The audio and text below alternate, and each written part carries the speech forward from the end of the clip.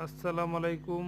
সকল ইউটিউব ভাইদের উদ্দেশ্য করে বলছি, এই কাজটি কেমন হয়েছে আপনারা জানাবেন। এই কাজটি শেষ করলাম আজকে। কেমন হয়েছে এই কাজটি আমার গোপালগঞ্জ কোটালীপাড়াতে করলাম। দেখেন এবং কমেন্ট করেন এবং শেয়ার করে সবার মাঝে পৌঁছে দেন। আসসালামু আলাইকুম। আমরা সারা বাংলাদেশে যে কাজ করে থাকি, আপনারা যদি কেউ করাতে চান তাহলে স্ক্রিনে দেওয়া নাম্বারটিতে যোগাযোগ করতে পারেন।